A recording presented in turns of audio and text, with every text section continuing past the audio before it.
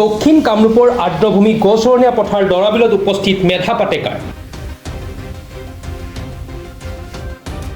ভাৰতৰ এগৰাকী বিশিষ্ট সমাজকৰ্মী যি মূলতঃ নৰ্মদা বচাও আন্দোলনৰ বাবে বিখ্যাত। তেওঁ নৰ্মদা নদীৰ ওপৰত নিৰ্মাণ হ'বলগীয়া বান্ধৰ বিৰুদ্ধে আৰু বিভিন্ন উন্নয়নমূলক প্ৰকল্পৰ দ্বাৰা স্থানচ্যুত হোৱা লোকসকলৰ অধিকাৰৰ বাবে যুঁজিছিল।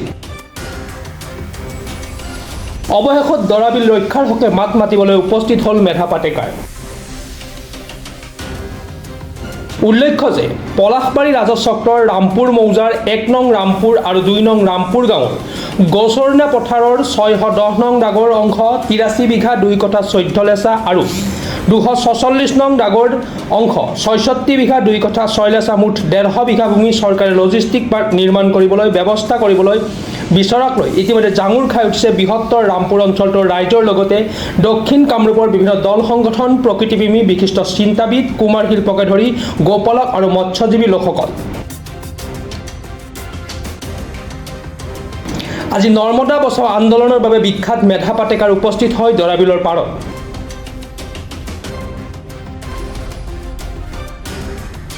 চৰকাৰে ৰামপুৰৰ দৰাবিলত লজিষ্টিক পাৰ্ক স্থাপন কৰিবলৈ ওলাইছে। ইয়াৰ বিৰোধিতাত দক্ষিণ কামৰূপৰ বিভিন্ন দল সংগঠনে ৰামপুৰৰ ৰাইজে প্ৰতিবাদ বিক্ষোভ কৰি আহিছে। আনকি জিলা আয়ুক্তৰ কাৰ্যালয়ত ৰাইজে শুনানি দি এই কাৰ্যৰ বিৰোধ কৰিছে। কিন্তু চৰকাৰে আইনৰ সুৰুঙাৰে পুনৰ ৰামপুৰৰ দৰাবিলত লজিষ্টিক পাৰ্ক স্থাপন কৰিবলৈ যোজা চলাই গৈছে।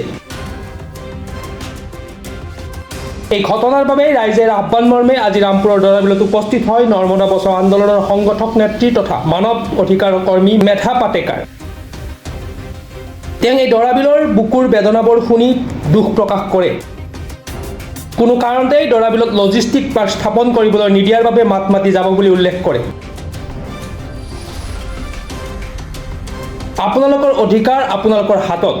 দৰাবিলৰ ওপৰত আঘাত মানে আমাৰ জীৱিকাৰ ওপৰত আঘাত বুলি কয়। চৰকাৰী পক্ষক নীতি নিয়ম উলংঘা কৰি লজিষ্টিক পাৰ্ক আৰু বিভিন্ন উদ্যোগ স্থাপন কৰিবলৈ লোৱা বুলি কঠোৰ সমালোচনা কৰে। প্ৰকৃতিৰ ওপৰত নিৰ্ভৰ কৰি জীয়াই থকা লোকক শেষ নকৰিবলৈ আহ্বান জনায়।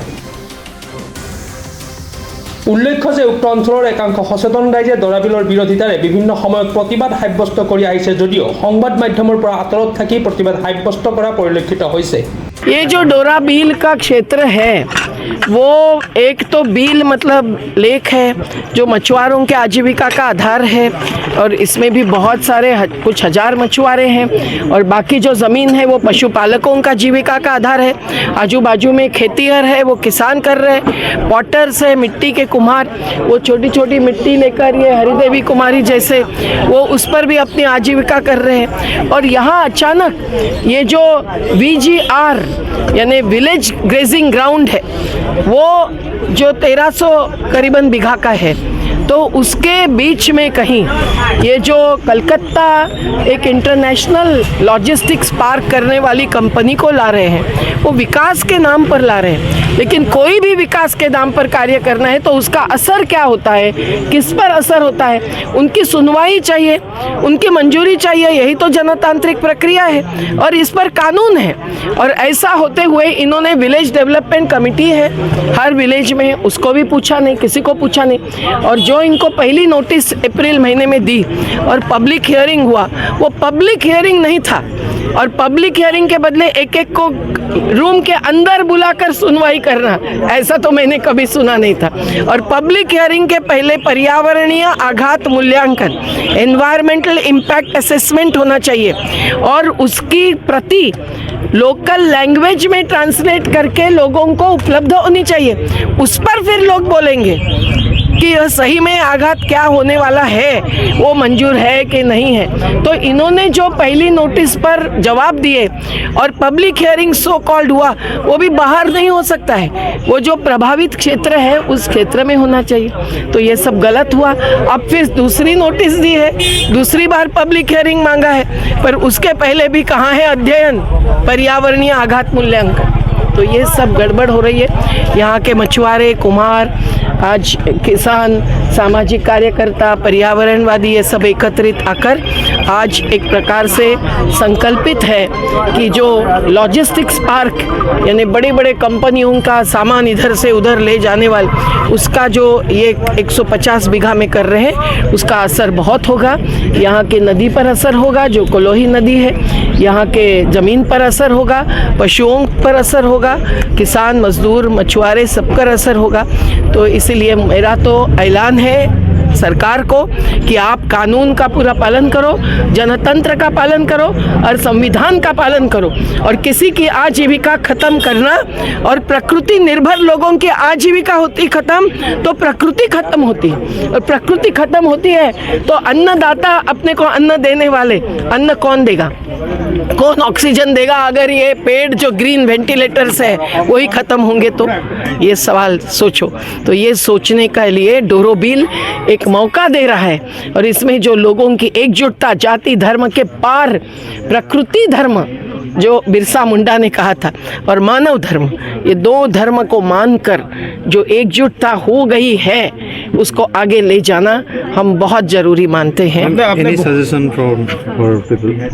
नहीं, पीपल की सजेशन है कानूनी आगे बढ़ेंगे और मैदानी भी कोई हिंसक नहीं करेंगे, सत्याग्रही रहेंगे, अहिंसा के मार्ग पर चलते रहेंगे। आपने बोला मैम कि अभी 150 बीघा मांग रहे हैं, बाद में ये पूरा लेगा। बढ़ता भी है, बढ़ सकता है, ये मैं भरोसा नहीं रखती पर देखा है मैंने कि एक जगह एक कंपनी आती है, फिर उनके क्वार्टर्स आते हैं, फिर उनके जिमखाना आते हैं, क्लब आता है, उनके लिए सब सुविधा जरूरी होती है और आज जो गांव बसे हुए हैं उनको उजाड़ देना ये बहुत ही भयंकर अन्याय नहीं अत्याचार है।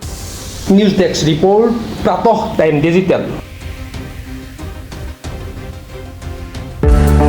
অসমৰ নপুৰণি কবি সাহিত্যিকৰ বাবে সুখবৰ।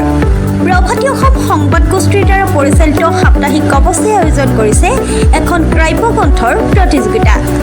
সহকৰ্মীৰে ৩০টা বৰ্ষত খোজ থোৱা অসমীয়া সাপ্তাহিক কবচ কাকতখনৰ উদ্যোগত কাব্যগ্ৰন্থ প্ৰতিযোগিতাৰ আয়োজন কৰা হৈছে।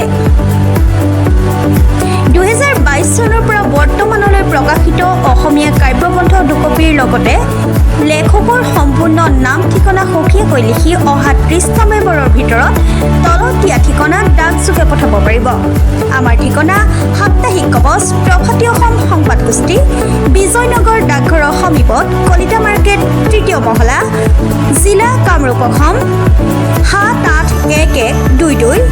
মোবাইল নম্বৰ হৈছে 9435114666 অথবা 6003971898 অথবা 9864084600 অথবা কাৰ্যালয়ত হাতে হাতে জমা দিব পাৰিব। এই প্ৰতিযোগিতাত বয়সৰ কোনো সীমা নাই। অহা জানুৱাৰী মাহত ফলাফল ঘোষণা কৰাৰ লগতে বঁটাসমূহ বিতৰণ কৰা হ'ব। সকলো প্ৰতিযোগীকে মানপত্ৰ প্ৰদান কৰা হ'ব।